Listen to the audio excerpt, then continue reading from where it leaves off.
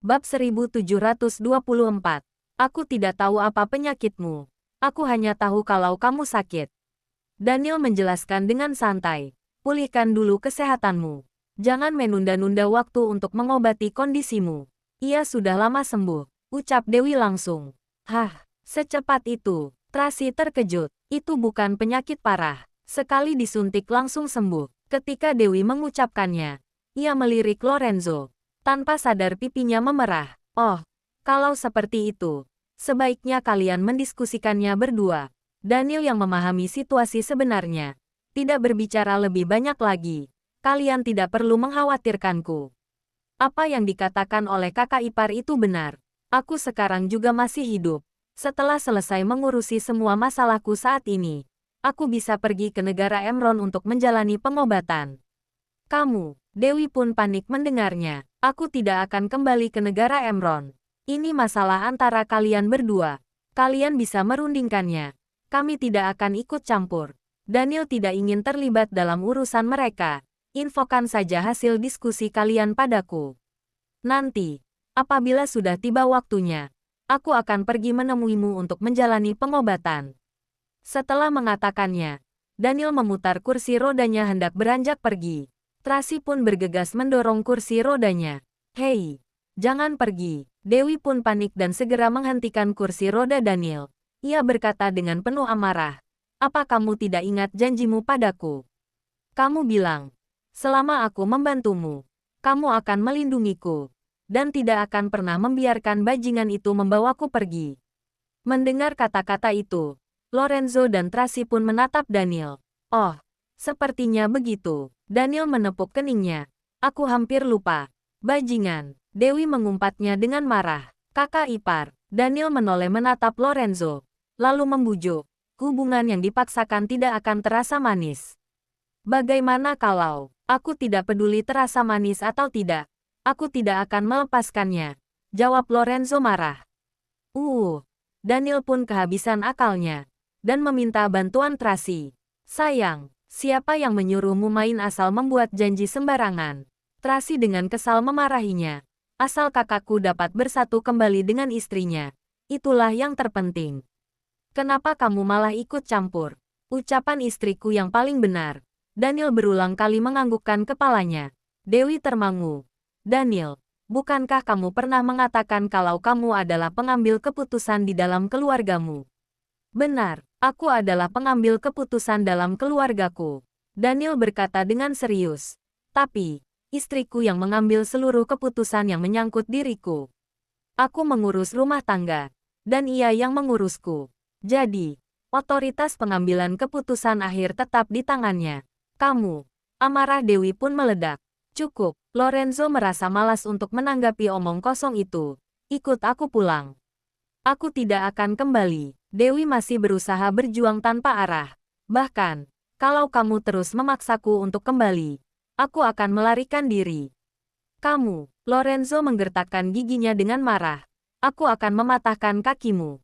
Lihat saja kamu bisa lari kemana. Bahkan, seandainya kamu mematahkan kakiku, aku masih punya tangan. Saat kamu tidur, aku akan menyuntikkan beberapa jarum lagi ke dalam tubuhmu, hingga kamu hidup ogah mati tak mau. Dewi menyipitkan matanya dan memelototinya dengan garang. Kamu pikir aku tidak bisa menanganimu? Amarah Lorenzo meluap-luap. Ia pun mengulurkan tangannya, hendak menggendong Dewi dan membawanya pulang. Mami, Mami, pada saat itu, ketiga anak kecil datang ke arahnya. Dewi mengambil kesempatan itu untuk meminta bantuan mereka.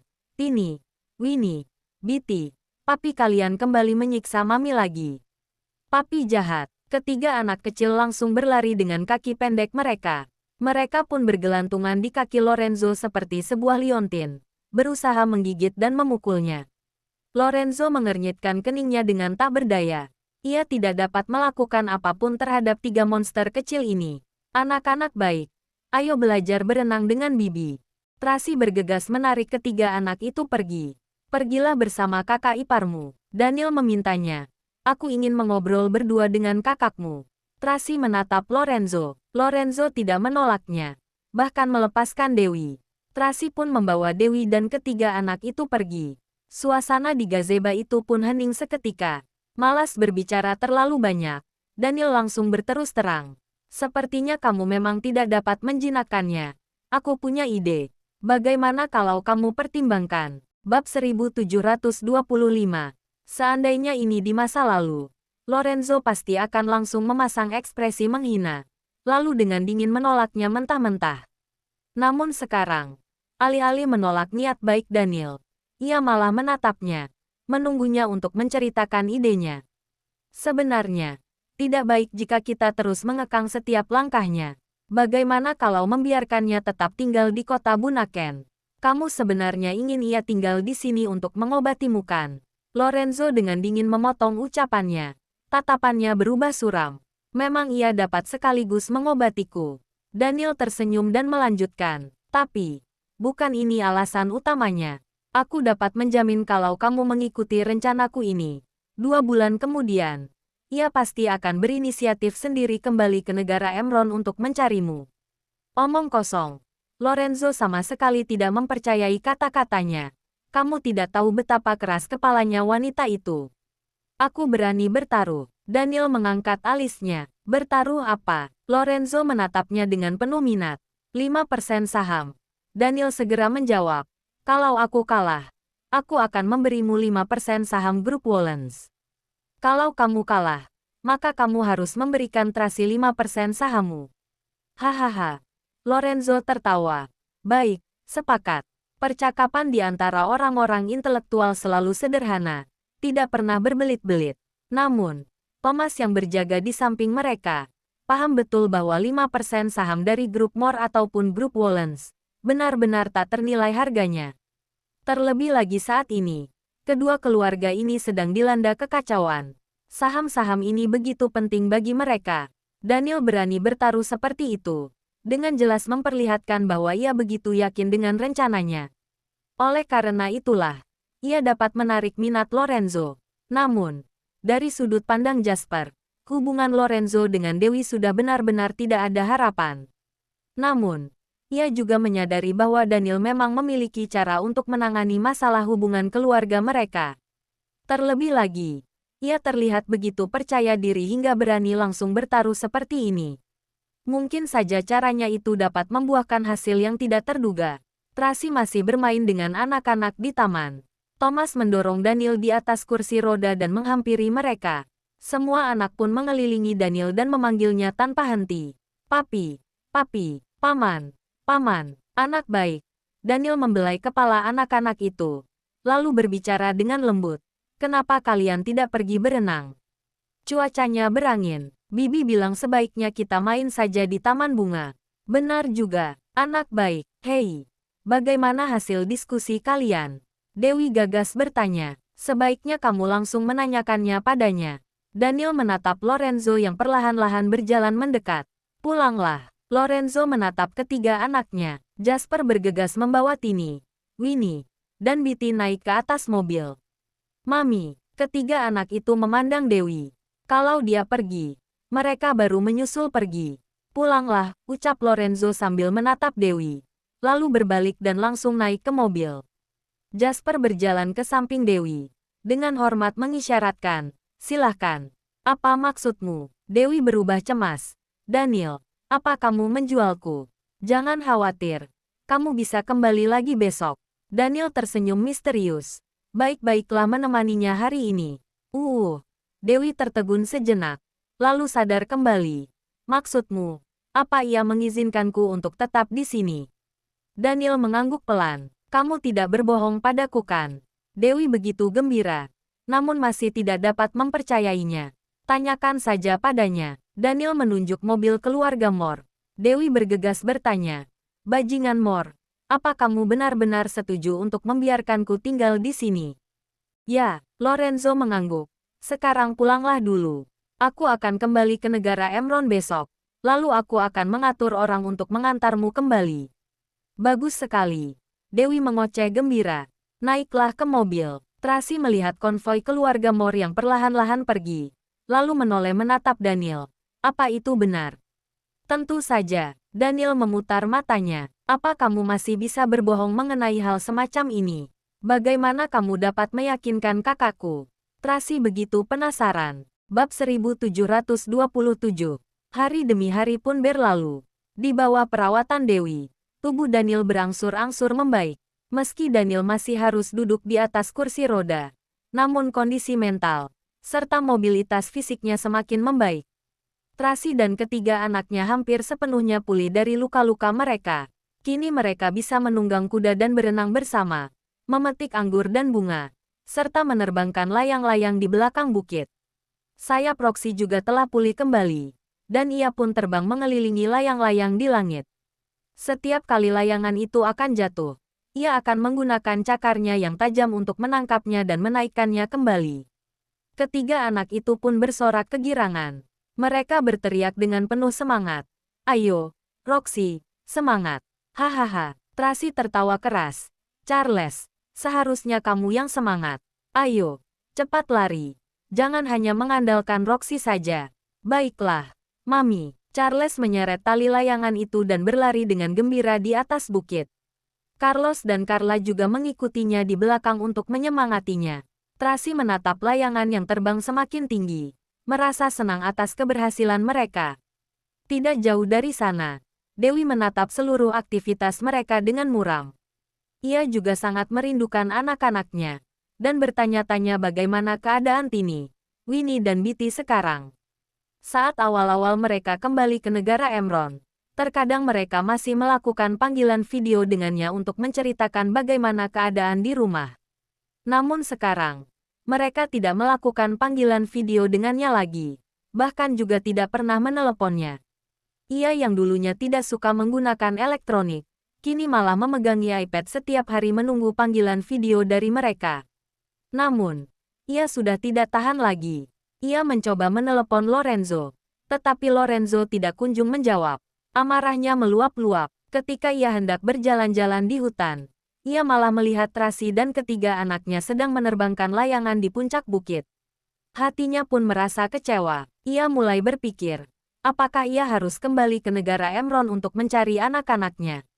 Namun, ia kembali berpikir, mungkin Lorenzo bajingan itu menggunakan cara ini untuk membuatnya tunduk padanya. Ia tidak boleh langsung tunduk begitu saja. Mungkin tidak lama lagi, bajingan itu tidak akan bisa bertahan lagi. Tidak bisa mengasuh anak-anaknya. Atau mungkin, ketiga anaknya begitu merindukannya, sehingga Lorenzo akan berinisiatif untuk mengembalikan ketiga anak itu padanya. Lagi pula, Lorenzo juga tidak suka dengan anak kecil. Baiklah, ia dengan gembira langsung mengambil keputusan ini. Ini adalah sebuah kontes. Siapa yang dapat tetap tenang, ia pasti akan menang. Memikirkan hal itu, Dewi pun diam-diam menyemangati dirinya sendiri. Di atas bukit, Tracy kembali menatap Dewi dengan senyuman di bibirnya. Ia tahu bahwa sebentar lagi, Dewi pasti akan mengalah. Ketika ia tengah memikirkannya, Paula datang dengan tergesa-gesa dan melaporkan. Nona Tracy, Dokter Lily baru saja menelepon. Paman Sanjaya sakit dan sedang dirawat di unit perawatan intensif. Apa yang terjadi? Tracy bergegas bertanya. Aku kurang jelas mengenai situasi pastinya. Paula mengernyitkan keningnya. Hanya saja, sepertinya situasinya kali ini cukup serius. Tuan Daniel sedang mengadakan acara peluncuran produk baru hari ini, sehingga ia tidak dapat dihubungi sedari tadi. Tidak ada seorang pun di perusahaan yang berani mengganggunya. Jadi Dokter Lily memintaku untuk memberi tahumu. Aku paham. Tracy segera memerintahkan Anne, Cecil dan yang lainnya untuk menjaga anak-anak. Lalu ia bersama Paula segera menuju ke rumah sakit. Saat masih di jalan, Naomi menelepon kalau ia harus membawa beberapa orang lagi untuk ikut dengan mereka. Bagaimanapun juga, Billy masih belum ditemukan, dan ia khawatir akan terjadi sesuatu. Tracy tidak begitu menganggap serius tentang situasi Billy saat ini, sehingga ia mengatakan bahwa 4 orang sudah cukup, lalu meminta Naomi terus berjaga di rumah untuk mengawal anak-anak. Naomi pun tidak membantah. Setibanya Tracy di rumah sakit Prima, Lily sudah menunggunya di belakang.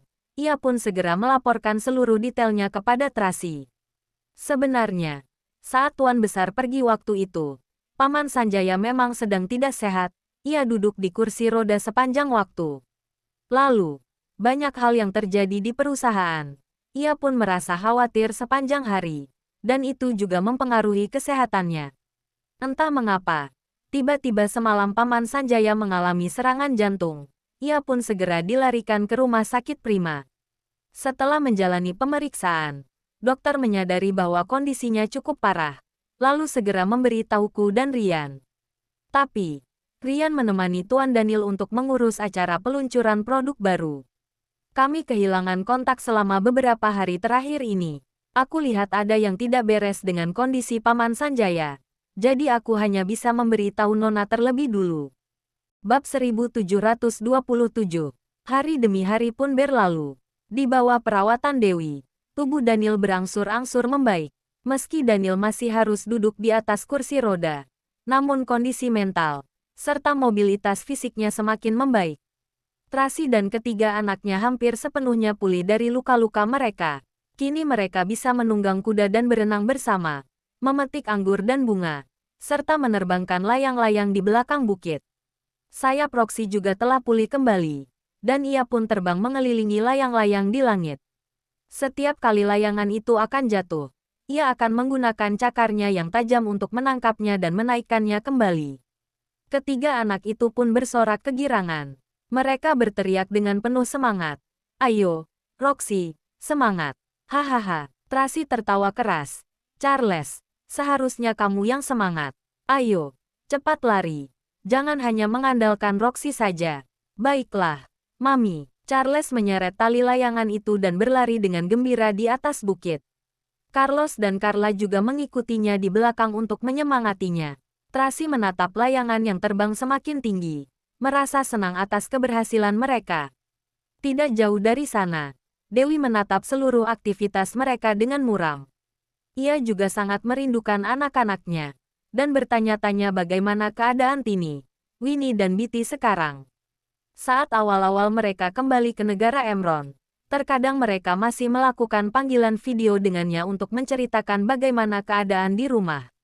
Namun sekarang, mereka tidak melakukan panggilan video dengannya lagi, bahkan juga tidak pernah meneleponnya. Ia yang dulunya tidak suka menggunakan elektronik, kini malah memegangi iPad setiap hari menunggu panggilan video dari mereka. Namun, ia sudah tidak tahan lagi. Ia mencoba menelepon Lorenzo, tetapi Lorenzo tidak kunjung menjawab. Amarahnya meluap-luap ketika ia hendak berjalan-jalan di hutan. Ia malah melihat Tracy dan ketiga anaknya sedang menerbangkan layangan di puncak bukit. Hatinya pun merasa kecewa. Ia mulai berpikir, apakah ia harus kembali ke negara Emron untuk mencari anak-anaknya.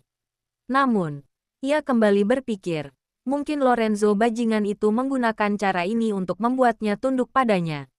Ia tidak boleh langsung tunduk begitu saja. Mungkin tidak lama lagi, bajingan itu tidak akan bisa bertahan lagi. Tidak bisa mengasuh anak-anaknya. Atau mungkin, ketiga anaknya begitu merindukannya, sehingga Lorenzo akan berinisiatif untuk mengembalikan ketiga anak itu padanya. Lagi pula, Lorenzo juga tidak suka dengan anak kecil. Baiklah, ia dengan gembira langsung mengambil keputusan ini. Ini adalah sebuah kontes. Siapa yang dapat tetap tenang, ia pasti akan menang.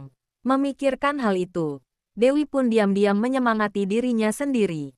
Di atas bukit, Tracy kembali menatap Dewi dengan senyuman di bibirnya. Ia tahu bahwa sebentar lagi, Dewi pasti akan mengalah. Ketika ia tengah memikirkannya, Paula datang dengan tergesa-gesa dan melaporkan. Nona Tracy, Dr. Lily baru saja menelepon. Paman Sanjaya sakit dan sedang dirawat di unit perawatan intensif. Apa yang terjadi? Tracy bergegas bertanya. Aku kurang jelas mengenai situasi pastinya. Paula mengernyitkan keningnya. Hanya saja, sepertinya situasinya kali ini cukup serius. Tuan Daniel sedang mengadakan acara peluncuran produk baru hari ini, sehingga ia tidak dapat dihubungi sedari tadi. Tidak ada seorang pun di perusahaan yang berani mengganggunya.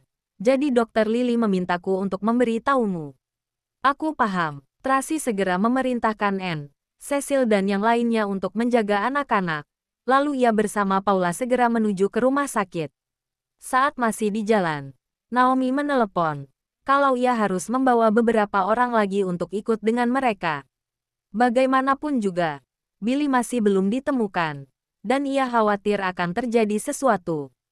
Tracy tidak begitu menganggap serius tentang situasi Billy saat ini, sehingga ia mengatakan bahwa 4 orang sudah cukup, lalu meminta Naomi terus berjaga di rumah untuk mengawal anak-anak.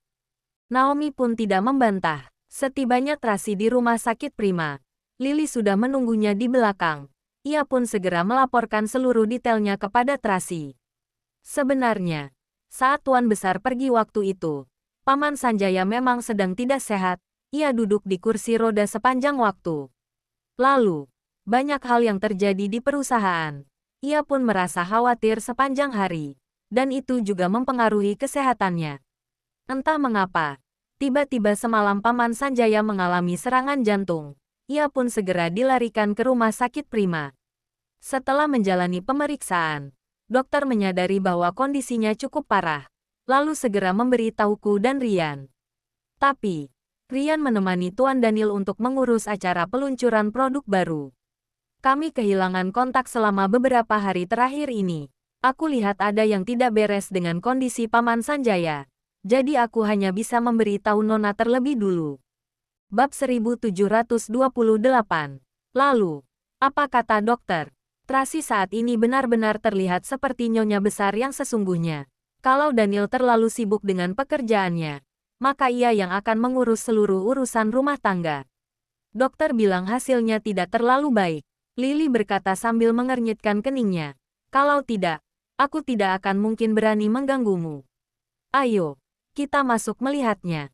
Tracy pun dengan cepat melangkah masuk. Saat ini, dokter yang bertanggung jawab sudah menunggu di luar unit perawatan intensif. Ketika ia melihat Tracy, ia bergegas maju untuk menyambutnya. Nona Tracy. Bagaimana keadaannya? Tracy bertanya-tanya. Kondisi Paman Sanjaya saat ini kurang meyakinkan. Dokter mulai menjelaskan kondisi kesehatan Paman Sanjaya secara detail. Tracy pun fokus mendengarkan. Sama sekali tidak menyadari bahwa ada sepasang mata yang tertuju padanya di sudut koridor. Beginilah situasi saat ini. Dokter akhirnya selesai melaporkan. Melihat kondisi Paman Sanjaya, mungkin ia hanya dapat bertahan 2 hari lagi. Hah. Tracy menghela napas dalam-dalam, lalu memerintahkan Paula, suruh orang pergi ke perusahaan untuk memberitahu Daniel. Baik, Paula pun segera pergi mengaturnya. Apa aku boleh masuk untuk melihatnya? Tracy bertanya pada dokter. Tentu saja, dokter itu mengangguk. Aku akan mengantarmu untuk berganti baju khusus. Terima kasih. Tracy pun berganti pakaian dan masuk ke dalam kamar rawat Paman Sanjaya. Baru saja setengah bulan tidak bertemu dengannya. Namun Paman Sanjaya terlihat begitu kurus. Ia terbaring lemah di atas ranjang rumah sakit. Kondisinya begitu buruk. Namun, ia selalu menyipitkan matanya, melihat ke arah pintu, seolah-olah sedang menunggu sesuatu. Paman Sanjaya. Tracy melangkah maju dan berkata dengan lembut. Daniel sedang mengurus peluncuran produk baru selama 2 hari terakhir. Dan aku sudah mengutus seseorang untuk memberitahunya, ia akan segera datang ke sini. Mendengar ucapannya itu, Sanjaya pun mengedipkan matanya. Ia hanya ingin melihat Daniel untuk yang terakhir kalinya. Istirahatlah dengan baik. Tracy menyelimutinya, lalu berjaga di sampingnya. Meskipun Paman Sanjaya adalah pekerja senior dari keluarga Wollens, namun ia selalu menempati posisi yang begitu tinggi. Selain itu, ia telah bekerja di bawah kekuasaan 3 generasi keluarga Wollens. Bahkan pencapaiannya terhitung luar biasa. Sebelum Daniel mengalami musibah dan perusahaan menghadapi krisis, Sanjaya terus berjuang mengatasinya bersama Tracy. Sebelum Daniel datang, Tracy terus berjaga di sampingnya. Ia khawatir Sanjaya benar-benar tidak dapat tertolong lagi. Ia tidak rela membiarkannya sendirian hingga napas terakhirnya, tanpa satu pun kerabat yang mendampinginya. Tak lama kemudian, Paman Sanjaya pun tertidur lelap. Tracy meminta Paula mencari beberapa anak buah terdekat Daniel, lalu bertanya dengan pelan. Beberapa waktu yang lalu, ketika Daniel dan aku pergi mengunjungi Paman Sanjaya, ia terlihat baik-baik saja. Mengapa ia tiba-tiba bisa sakit parah? Selain itu kenapa kalian juga diam saja? Sebelumnya memang tidak ada apa-apa, tapi tiba-tiba ia mengalami serangan jantung semalam. Kejadiannya begitu tiba-tiba, kami pun terkejut ketakutan. dan langsung buru-buru memanggil ambulans. Beberapa orang itu menceritakan detail insiden semalam. Mereka semua terlihat begitu khawatir. Menyadari tidak ada informasi yang dapat ia temukan, Tracy pun tidak berkata lebih banyak lagi. Ia meminta semua orang pergi agar tidak semakin menakuti mereka, lalu kembali menjaga Paman Sanjaya dalam diam. Tanpa terasa, malam pun semakin larut. Paula datang melaporkan dengan pelan. Tuan Daniel saat ini sedang mengadakan rapat tertutup dengan Divisi Penelitian dan Pengembangan di laboratorium. Tidak ada yang boleh mengganggunya. Ryan juga mengikuti rapat itu. Thomas berjaga di luar. Anne sudah memberitahu Thomas tentang hal ini. Setelah Tuan Daniel keluar, Thomas akan segera memberitahunya. Ya, Tracy menjawab. Aturlah orang untuk segera pergi ke rumah Paman Sanjaya. Periksa apa ada orang yang mencurigakan atau ada sesuatu yang aneh semalam. Cepatlah. Baik. Paula segera menjalankan perintahnya. Meskipun Tracy merasa kemungkinannya cukup kecil, tetapi ia merasa lebih baik untuk memeriksanya dengan jelas dan memastikan tidak terjadi sesuatu yang membahayakan. Nona Tracy, ini sudah malam. Sebaiknya Nona beristirahat sebentar. Kami sudah menyiapkan ruang istirahat. Lily datang dan berkata, aku juga telah menyiapkan makan malam untukmu. Kamu bisa makan dulu. Iya. Aku mau mandi dulu. Kalau terjadi sesuatu, segera beritahu aku.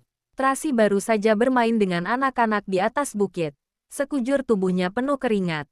Kemudian ia segera turun bukit dan bergegas menuju ke rumah sakit. Sekarang ia ingin mandi dan berganti pakaian. Baik, jangan khawatir. Jangan lupa like, komen, dan subscribe. Ya, terima kasih untuk semuanya yang sudah subscribe, like, dan komennya. Tunggu terus kelanjutannya. Ya.